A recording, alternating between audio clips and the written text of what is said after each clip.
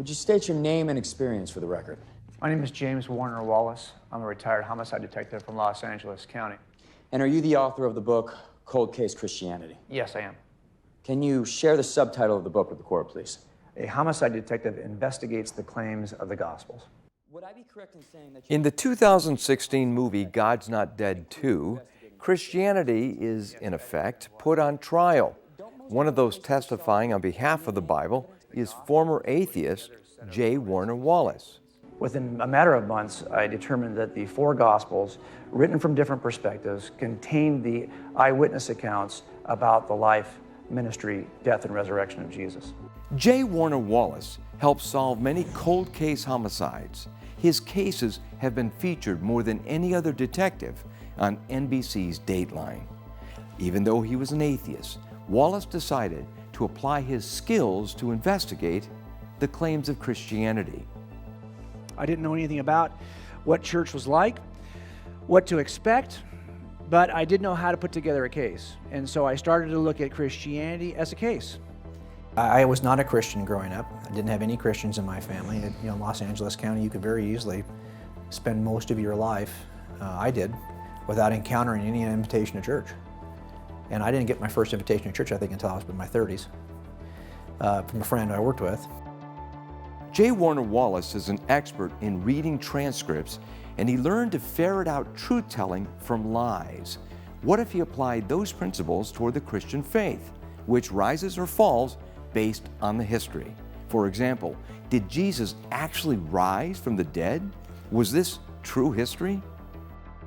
When I first encountered the claims of the Bible related to the resurrection, and I listened to a passage and somebody read it, I forget where I heard it, you're probably familiar with it, it's in 1 Corinthians when Paul says that, hey, if the resurrection isn't true, you're to be pitied because we've been lying to you, we have false witnesses, we have been lying to you, you have no hope of your own resurrection, and none of the stuff we said about Jesus is really worth listening to either. I knew, for me, as a 35-year-old who was not a Christian, that central claim is this guy, did this guy rise from the grave? I didn't have to worry about, I didn't investigate anything else. I just focused on that claim. And that claim changes everything. In effect, with J. Warner Wallace, what we have is CSI meets Christ. What we do in crime scenes is we simply ask the question, in death scenes, I can walk into a death scene, there's like 4 reasons why anyone dies. 4 ways to die. Only one of them is a murder. So when I walk into that scene, if it's a natural or an accidental or a suicide, I get to go home. If it's a murder, I have to stay all night. Now there's evidence related to the empty tomb of Jesus, the resurrection. You have an empty tomb. If it wasn't empty, this would be over in the 1st century. You have people who refuse to recant their stories. If they had recanted their stories, this would be over with in the 1st century. But are there other plausible explanations for the empty tomb other than Christ's resurrection? Wondered J. Warner Wallace. I looked at every possible atheist explanation. There's like 6 right now that anyone would probably find if they searched online for any period of time. And young people are hearing all 6. Oh, he didn't really die. He was just unconscious. Oh, they hallucinated this. Oh, they lied about it. Oh, an imposter stood in for Jesus. I mean, there's a number of ways of explaining this from an atheistic, naturalistic explanation. All of them have deal-killing flaws. But is there a flaw, he speculated, in the Christian explanation that Jesus arose that first Sunday morning? The only flaw in the Christian explanation is that it requires a supernatural resurrection. And for a lot of people, that's enough of a flaw that they're out. But I already, as an atheist, believe in Big Bang cosmology, that all of the universe, all space, time, and matter came into existence at a point in the distant past from nothing. That means it didn't come into existence from a spatial, temporal, or material cause. Whatever caused the universe, based on the science, has to be outside of space, time, and matter. Now the only question is, if that's a personal being rather than an impersonal force, am I really going to get all uptight about the resurrection? I mean, that's like small potatoes. The biggest miracle in Scripture, if Scripture is telling us the truth, is in Genesis 1. Everything from nothing. I'm thinking if there's a being who can bring in everything from nothing, he can probably walk on water, part the Red Sea, do a bunch of other stuff that's not going to impress me, compared to everything from nothing. As Wallace explored further, he realized there were repercussions to him examining the truth claims of the Gospels. So I always asked myself, after I looked at this, and I said, okay, so what's holding me from the Christian explanation?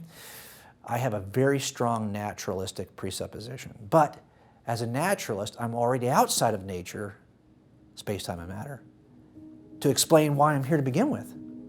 So what's really holding me back? It's got to be something more than just my philosophical naturalism. It's got to be something, and I just had to be honest with myself. And that to me unlocked the miracles of Jesus in the New Testament.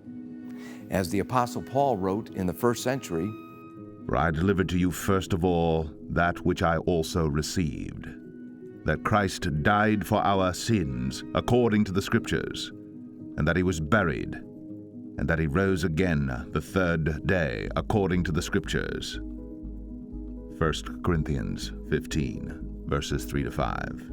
As an atheist, I would have had a hard time if you would have approached me to first make your case about anything that Christianity claims from the textbook called the Bible. I just didn't accept the biblical story to begin with. I needed somebody first to make a case for why that was reliable.